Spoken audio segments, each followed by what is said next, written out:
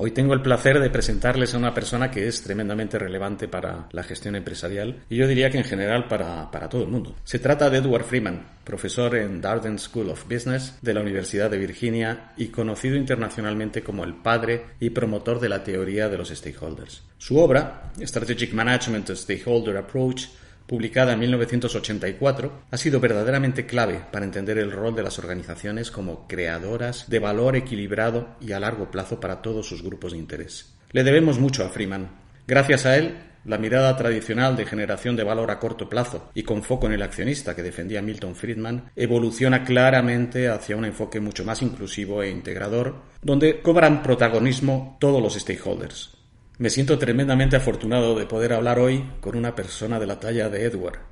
Today we will talk in English. Let's get started.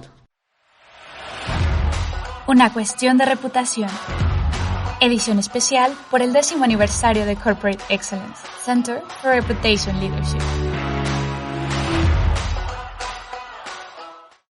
So I wanted to start with you talking about the role of companies as part of the solution of the great global challenges.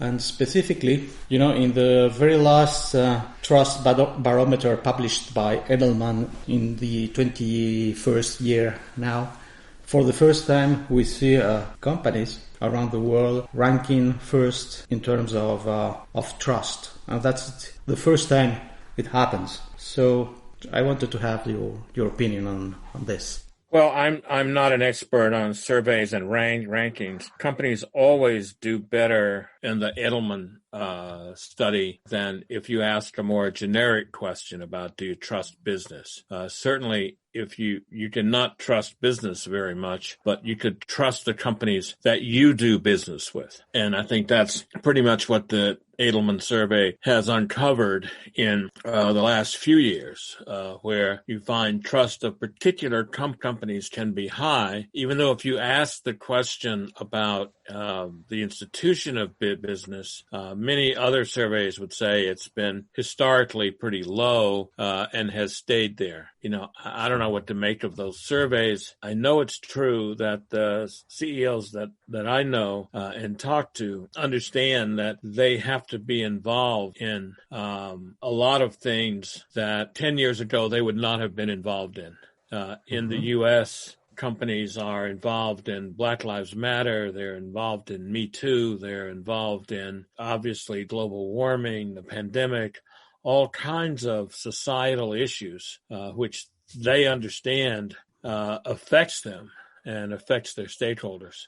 I think it's a good thing that this group called Just Capital, which is formed, I think, with Goldman, also has been collecting data to hold companies' feet to the fire. These are the primarily Business Roundtable companies, 183 of which signed a statement that said stakeholder capitalism was the way we need to understand business. So I'm very optimistic that these are very positive things that are going on. We need business to be part of the solution to a lot of societal problems. And we need them to be a part of the solution, not in the sense of just giving money, but we need them to be a part of the solution in terms of their business models, their ability to be creative, and their ability to work together. So, another issue here is this emergence of multi-stakeholder partnerships and multi-sector partnerships, usually with government, with NGOs and not-for-profits and business as well. And they each have something to bring to those solution to those to some of those problems, I think. Yes. In fact, I'm really interested in your viewpoint because you wrote and you created the theory of stakeholders back in 1984. So now it's 37 years after. Well, I didn't credit for it. Actually, other people invented the idea. There are a lot of people these days who claim to have invented it who didn't. But I did track down who did invent it at Stanford in the 60s. So I get way too much credit. Well, in any case, you are the reference. And I wonder, how do you feel now after 37 years of presenting that book, and now you see for the first time companies embracing, or some companies embracing this idea of creating value for stakeholders? Well, some companies embraced them many, many years ago. Not very many embraced them actively. On the other hand, look, what have companies always done? They've always created value for customers, suppliers, employees, communities, and people with the money. They just haven't embraced the idea that they have. It's very freeing to say, oh, wait a minute, this is what I'm doing, so I can get better at it. I can actually think of how to create value for customers and community, or employees and suppliers. And once you realize that, you're creating or destroying value for stakeholders, regardless of whether you think you are or not, it's pretty straightforward to get a lot better at it. And so more and more companies, I think, have gotten the message that this is what they're doing. And there's been a lot of people involved in this. I mean, I think right away about my friends in conscious capitalism, John Mackey and Raj Sisodia, who wrote a book called Conscious Capitalism, which is, has the stakeholder idea front and center, and lots of other people as well. But you can actually trace the sort of stakeholder idea back a very long ways before people started talking about it. It's in the founding papers of the Tata Consulting Group, of the Tata Group in India. If you look at Mondragon in Spain, yes, the idea is certainly there. So once again, I think I get way too much credit for this. I just wrote a book that tried to say, if you took this seriously, what would it look like? And how do you explain that what has happened in the last 10 years? I think it's very easy. What you had was the global financial crisis. The global financial crisis should have laid waste to the theory that if you focus only on shareholders, you'll do well, because trillions of dollars of value disappeared. In that we're still dealing with some of the leftover effects of the global financial crisis. On top of that, you have global warming. On top of that, you have an increase, a radical increase since about 1980 in inequality. 1980 in the U.S., somewhat later around the world, and people are aware of all this now. You have in the U.S. again issues about racial inequality, gender inequality, and now you have a pandemic. And I don't know anybody who would say, "I know how to solve all this stuff. Let's double down on those shareholders." I mean, that doesn't make any sense at all. So I think that's in part. Plus you have these advances in technology, so there's nowhere to hide anymore. People know more. Younger generations expect more. And so I think that's probably why, and there have been a bunch of us that have been beating the same drum for, 30 plus years. Eventually, if it's a good idea, people figure it out. Yes.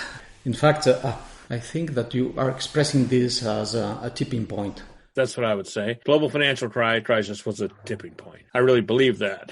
And there's no going back. There's no going back to the old story that it's only profits that matter.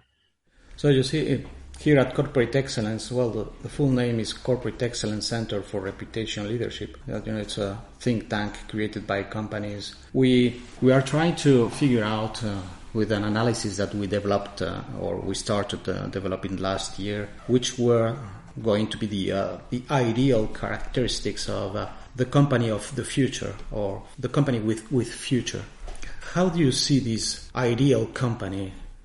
Well, I probably I'm the wrong person to ask about that, because I think projects that try to find the one and only one set of ideals or values, et cetera, or stakeholders that make everything work, I think I don't find those all that interesting. I mean, as ideals, they're fine. But look, there are lots of ways to run a successful, ethical, responsible business. Lots of ways. So I wouldn't know where to start to say, well, they all have to be transparent or they all have to be this or that. I think pretty much all of them have to figure out how to create value for their stakeholders and be purpose-driven. But other than that, I don't know that there's one set of characteristics I would say that worked for all businesses. Academics like to find, they've been after me for 40 years to tell them the one and only one way to prioritize stakeholders for all businesses, for all problems, for all situations all over the world. And I have steadfastly refused to answer that because I don't think there is an answer. I think it's not the best question you could ask.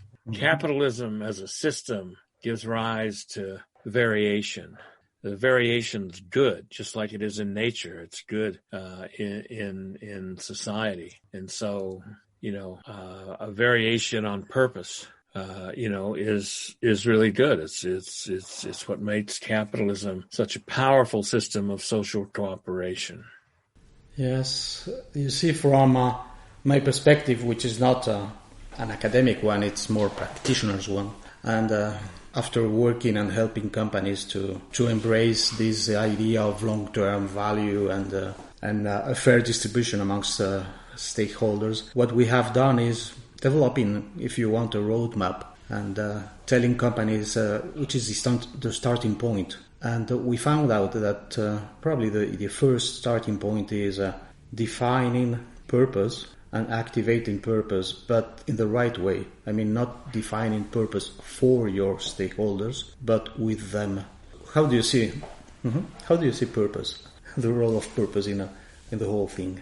Well, probably the same way that you do. Entrepreneurs start a business not to make profits as much as they can. They start a business because they're on fire about some ideas. And some of these ideas are bad, and some of them are bad and they work, and some of them are bad and they don't work, and some of them are good that work and not work, the same thing. And the entrepreneur that's, I think, really successful tries to keep that sense of purpose alive. It might shift over time, but you're shifting it. It shouldn't shift to all that's important is money. All that's important is profits. Profits are a means. I mean, you got to be profitable. So this idea that profits are bad is a stupid idea. Look, businesses have to make money at weighted average cost of capital. Let's give the finance folks at least that. But just like I have to make red blood cells to live, it doesn't follow that the purpose of my life is to make red blood cells. Businesses have to make profits to live. Purpose of a business is not to make profits. It starts with what the entrepreneur says it is, and then over time it gets developed, hopefully led by the entrepreneur or the management team, again with its stakeholders. Too often you see purpose as fine words, but purpose doesn't live in the purpose statement. Purpose lives in the processes, in how you treat your stakeholders every day. It's foolish to believe that, let's say I have a purpose statement that encompasses, being a great place to work. And then let's also assume I have an HR system I've inherited that's terrible, that treats employees like liars and cheats, tries to catch them stealing, et cetera, et cetera. The purpose statement is meaningless. So you've got what most companies love and senior managers love to issue statements. They don't love so much to do the hard work that says, yeah, let's look at your systems that affect that. And let's see if those systems and processes are consistent with these fine words. And so purpose for me, when it's a start into this transformation of a business, it's not a start that ends with where you have the purpose statement. That's where it begins.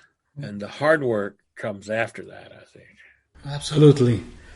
And you see, if we think about the rewards of being a good company, purpose-driven, stakeholders-oriented, the rewards are both material in terms of sustainability and profitability, but some others are more intangible.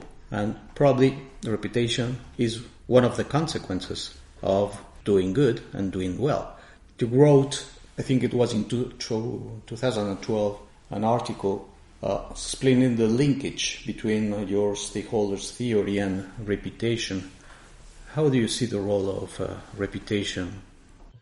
Well, the easiest way to have a reputation for being a good company is to be a good company. Too often, reputation management turns into risk management. And what you're trying to do, and I've heard this 1,000 times, we've got to make the business case for this. Well, the business case to me is a case made in terms of purpose, in terms of how you create value for your stakeholders. It's not a case of, am I going to be profitable or unprofitable, usually is the way it goes, if I have a bad reputation. So I'm probably a little skeptical of companies who try to manage their reputation in a sense. That's not to say that you don't do things that, have people think well of you, but you hopefully do them because of your purpose, not because you're going to have people thinking well of you. So I don't know. I used to have these arguments all the time with Charles. If you take the stakeholder idea seriously, do you really need to worry about reputation? In other words, if your stakeholders say, look, your customers love you, your products add value to them, your suppliers love working with you because working with you makes them better. Employees, there's a line out the door of people who want to work here. You should treat people with dignity and respect. Communities want you there because you're a community builder, not a community destroyer, and you're making money.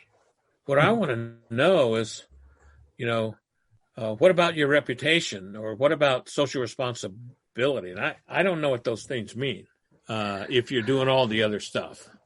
So I would sort of decompose reputation into how am I managing these stakeholder relationships and how are they connected with each other? Yes, so you see, it's a very interesting point because reputation in this case might be a consequence of doing the right thing. So it's not... Well, that's what I would argue is. Yes. It's usually, not always, but it's usually a consequence of what you're doing. I remember once having a conversation with a very senior person.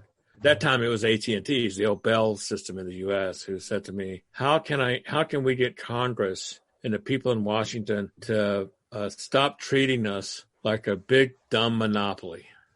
And I said, I shouldn't have said this, but I did. I said, stop acting like one. You're absolutely right.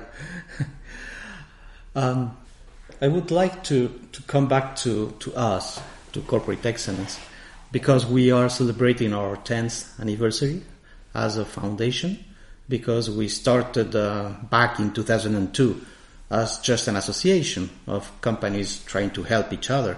But then 10 years ago, we transformed the organization into a non-profit foundation to help, well, basically the purpose is to help companies and institutions, basically in the Spanish-speaking world, to manage in a better way their intangible capitals. So it's about social and relationship capital with the stakeholders. It's about people, innovation, and also the planet as another capital.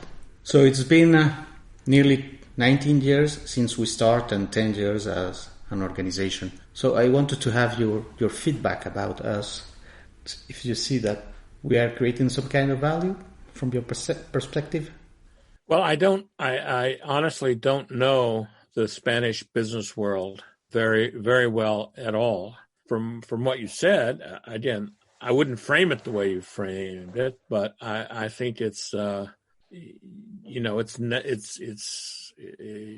do create some value. I wouldn't frame it in terms of separating out economic value from social value, etc. Because I think what's real in business, what's actually in the world, practically real, is stakeholder relationships.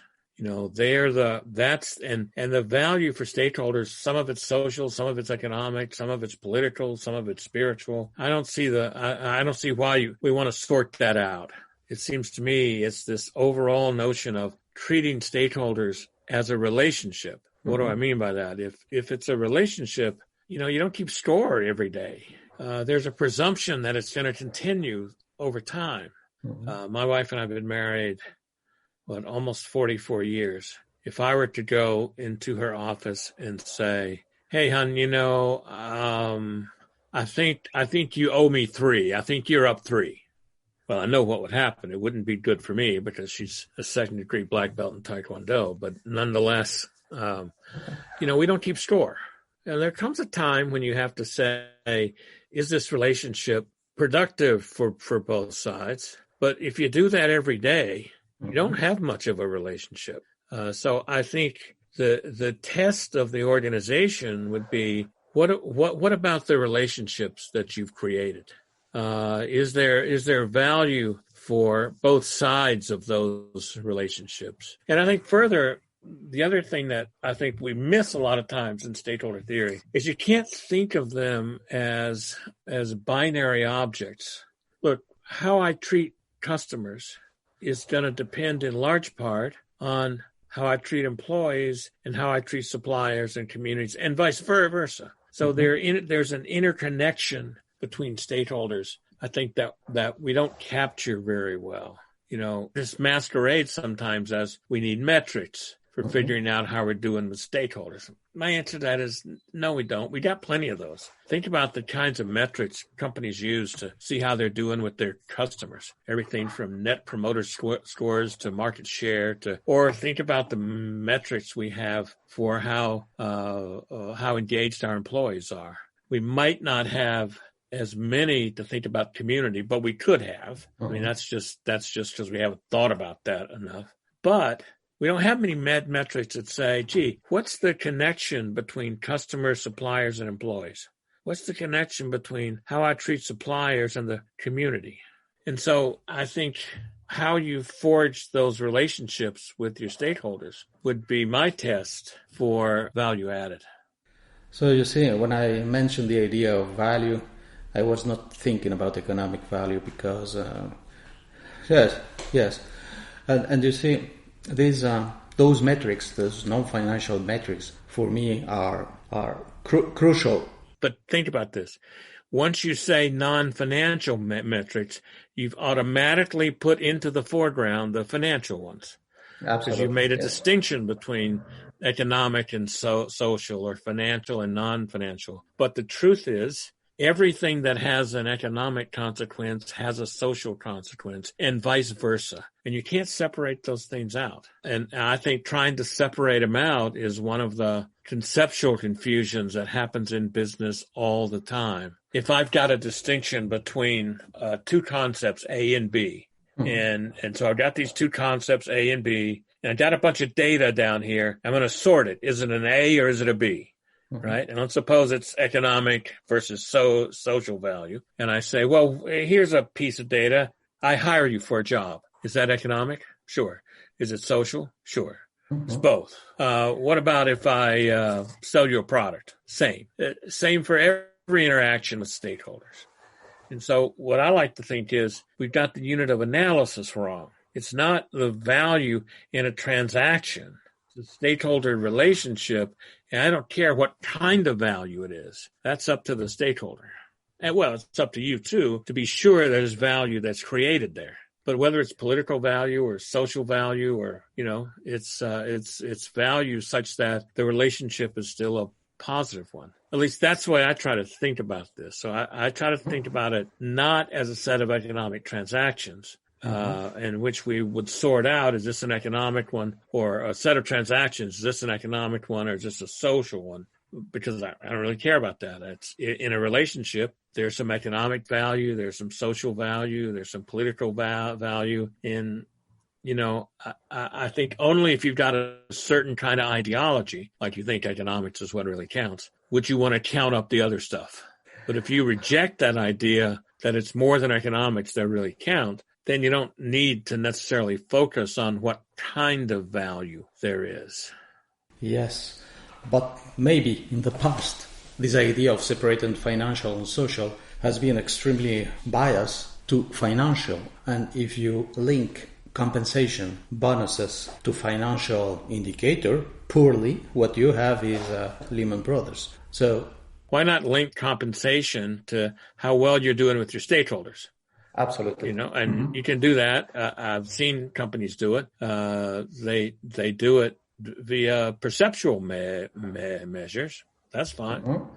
Yes. You just measure it. Here's how I'm doing with respect to this stakeholder. And then I take that measure every year and I see whether I improve it or not. So I've proposed something called stake options, where you would sell options based on not just what you think the stock price is going to be, but on how well you're going to do on your employee survey or your community survey, et cetera. If company success is about creating value for all 5 stakeholders, then stake options would be an interesting way to get feedback as to how you're doing. No one's taken me up on that, of course. So, but I fully agree with you, and I think this is the right way of trying to understand what is going to be the future for organizations, because it would be impossible for me to imagine a good company if you don't link compensation with stakeholders' health. Excellent. And some are trying to do it. Yes. Are you noticing progresses in this idea of finding the right way of... Well, again, I think there are lots of ways to do it. There are companies that link compensation to, how well they're doing with their stakeholders. There are companies that link it to, more than just the financial part. So, there are companies that put their bonuses, all bonus compensation is on that. So I think there are lots of models. Mm-hmm. I don't know that I'm pretty sure one isn't right for everybody. Well, maybe to finish this very exciting conversation, I would say that probably what we have been trying to do from corporate excellence in the last 19 years or in the last 10 years is basically to promote your ideas about the importance of being someone who serves your stakeholders. And as a consequence, you build your own reputation and many other things. So we would like to continue promoting this model, this idea of how the system should work and what is the right role of companies. So I would like to thank you again for your time, your very interesting perspectives, and hopefully we will be here for another 10 years. I certainly hope so. I know you've done some terrific work. Spain is very much one of the places that I love to visit and see some friends there. So hopefully our paths will cross soon. I really appreciate the kind words and also all the work you've done. I think bringing together reputation and stakeholders is a really very important idea. Thank you very much indeed, and I hope we can meet again. Has escuchado Una Cuestión de Reputación, conducido por Ángela Llosa. Te esperamos en nuestra conferencia anual el 25 de noviembre del 2021. Y si te gustaría saber más sobre la gestión de intangibles, te invitamos a visitar nuestra web en www.corporateexcellence.org.